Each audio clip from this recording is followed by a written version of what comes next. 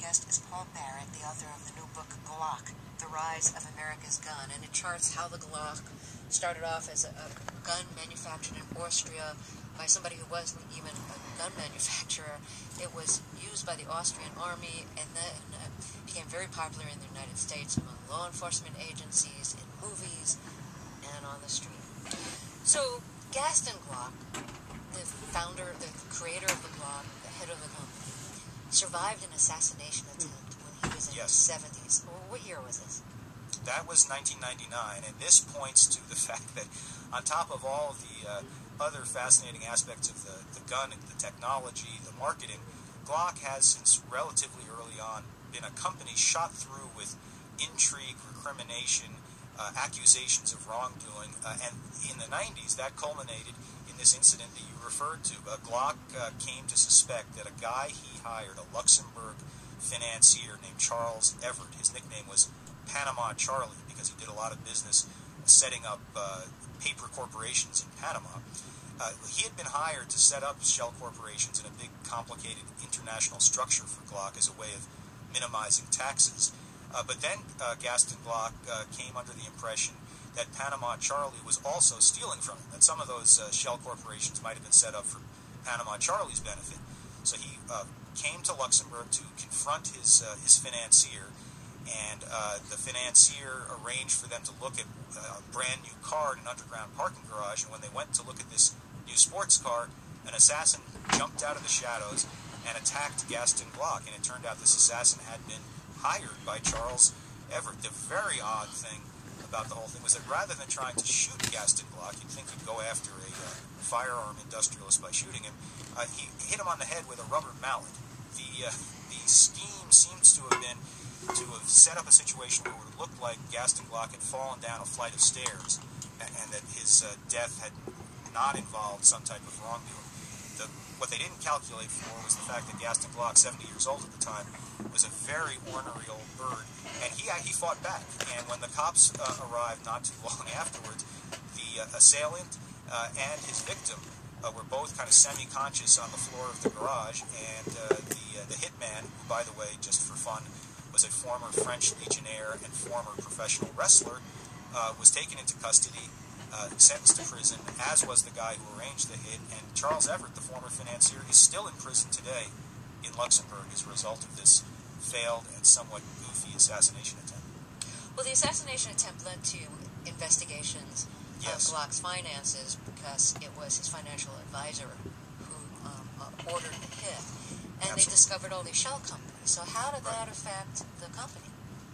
Well, there was a huge controversy over whether the financier had arranged it so that he actually owned a big chunk of the company, and it was Gaston Glock himself and his lawyers who initiated a lot of this investigation and civil litigation as he tried to reassert control over his corporate empire. And as you say, it raised questions about how Glock was operated, about why all these shell companies existed all around the world, and what the purpose of it was. My reporting showed that, like a lot of companies, Glock had set up this very complicated corporate structure in order to minimize its tax liability. This is a type of corporate behavior that, in fact, is quite common. General Electric, for example, is the best-known major corporation known for being expert at doing this. What you do is you move your product around from jurisdiction to jurisdiction so that by the time it's sold in a high-tax jurisdiction, like, for example, the United States, the profit margin is smaller, so that the IRS here in the United States sees a smaller profit and taxes a smaller profit. This can be done legally. I mean, there are a lot of very fancy lawyers in New York and Washington who spend full time figuring out how to do this within the law, and it can be done illegally. Glock has not been tagged with misbehavior in the United States in connection with this, but the IRS has taken a close look at the way Glock operates, as I report in the book, but it has not led to an actual prosecution of any sort. So, there was an assault weapons ban that President Clinton signed in 1994 that outlawed high-capacity weapons. So, the 17-round Glock was illegal under that law. 10 years after the assault weapons ban was enacted, it expired. It expired in 2004, and Congress did not renew it.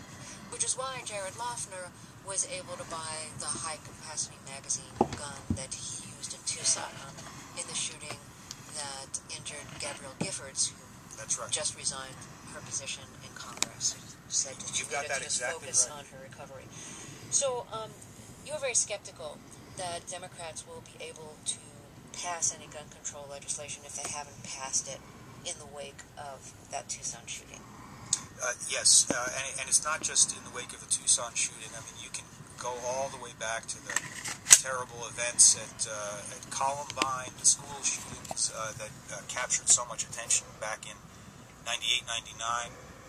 No new federal gun control legislation was passed in the wake of those school shootings, which in some ways is even more remarkable than the fact that in the wake of Virginia Tech and in the wake of Tucson, we've similarly seen no new efforts to restrict the legal sale or ownership of guns. In fact, it's quite to the contrary. Over that period of time, gun laws in the United States are getting looser, not tighter. It is easier to carry a gun in many states. It is easier to get gun permits.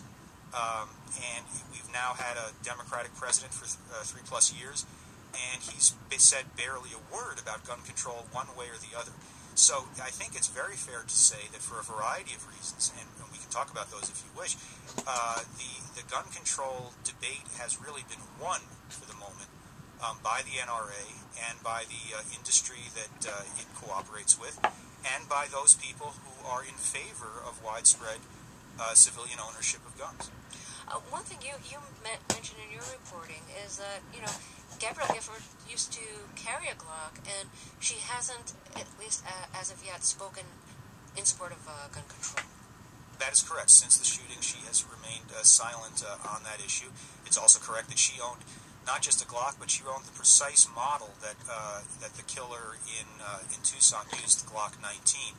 And I think the fact that someone like Gabrielle Giffords, who for other purposes you wouldn't necessarily think of as, particularly being a gun owner or a gun aficionado, does own a gun is very telling. We have had a transition in this country where I think gun rights are getting more respect than they used to get. The United States Supreme Court has issued several important rulings in the last several years supporting gun rights, knocking down municipal gun control laws in Chicago and in New York. And all of this, I think, traces back to one very crucial development, which is indisputably good news, and that's this.